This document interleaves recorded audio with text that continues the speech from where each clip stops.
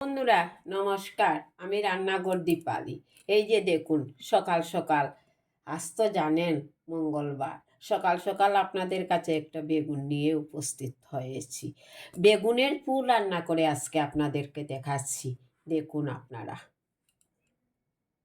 সঙ্গে কি কি উপকরণ লাগছে তা আমি আপনাদেরকে দেখাচ্ছি। এই যে 4-5 পিস পনির নিয়েছি, পোস্ত অল্প পোস্ত নিয়েছি। পোস্ত তো আমাদের পক্ষে খাওয়া সম্ভব না সবসময়, অল্প পোস্ত নিয়েছি, কাঁচা লঙ্কা, আদা, সরিষা, ওই যে সরিষা পেস্ট করে রেখেছিলাম তাই। এই যে একটা মিক্সচার গ্রাইন্ডার বাটি নিলাম, বাটির মধ্যে এই পোস্তগুলা দিচ্ছি, সরিষাগুলা দিচ্ছি, আদা কুচি করে রেখেছি তাও দিচ্ছি,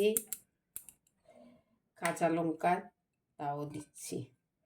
পরিমাণ মতো অল্প জল দিয়ে দেব, পেস্টের জন্য অল্প জল দিয়ে দিচ্ছি। এবার ঢাকনাটা বন্ধ করে নেব। মশলাটা গ্রেট করে নিয়েছি। এই যে দেখুন, খুব সুন্দর হয়েছে। দেখুন বেগুনটাকে কিভাবে কেটে নিয়েছি, এই যে লম্বাটে, এই যে দেখুন 4 পিস হয়েছে। অল্প নুন মেখে রেখে দেব। কড়াই কিন্তু বসিয়ে রেখেছি।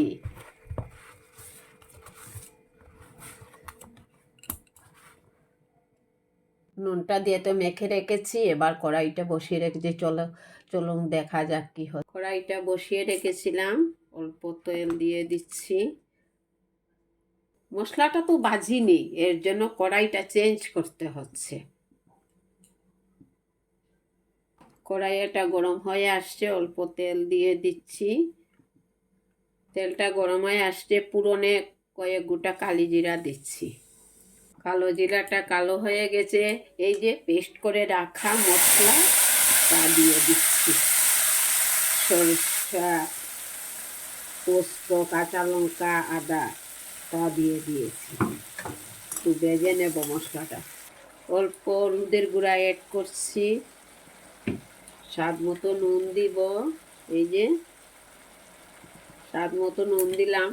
এই যে পনিরগুলা নিয়েছিলাম, এবার হাতের সাহায্যে ওইগুলাকে ভেঙে টুকরা টুকরা করে দিচ্ছি।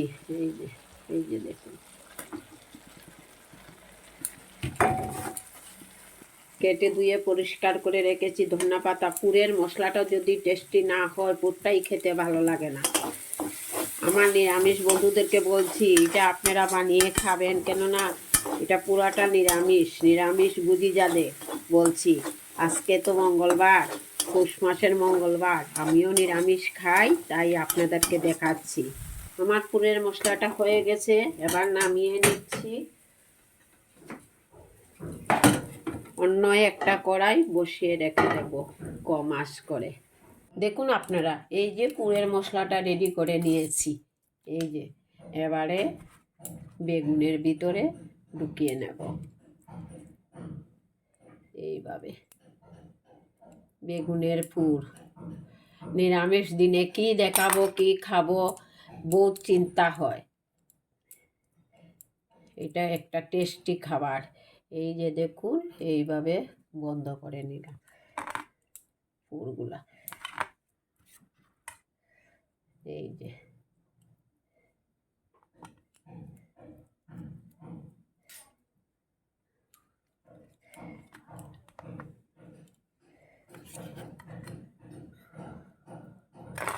অতিরিক্ত দেবেন না, অতিরিক্ত দিলে সাইড দিকে বেরোয় যাবে। এই যে বেগুনের পুরগুলা কিন্তু আমার রেডি হয়ে গেছে। এবার ওইখানে নিয়েছি, দেখো কি, কর্নফ্লাওয়ার, বেসন, পরিমাণ মতো হলুদের গুঁড়া দিচ্ছি, স্বাদ মতো দেব নুন, স্বাদ মতো নুন দেব, গোটা কয়েকটা কালো জিরাও দিচ্ছি। এবারে হাতের সাহায্যে অল্প জল দিয়ে মিশ্রণ করে নেব। মিশ্রণটা রেডি করে নিয়েছি, একটা চ্যাপ্টা পাত্রে নিয়েছি, কেননা এই বেগুন যে একদম ভালো করে ডুবাতে হবে, তো এর জন্যই। পুরের বেগুন কিন্তু একদম রেডি। কড়াই বসিয়ে রেখে দিয়েছিলাম, তেলও দিয়ে দিয়েছি, গরম হয়। এবারে দিয়ে দেব বেগুন, দুইটা দুটা করে ভেজে নেব।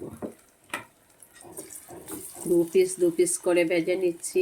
বেগুনটা একবার উল্টিয়ে দিচ্ছি।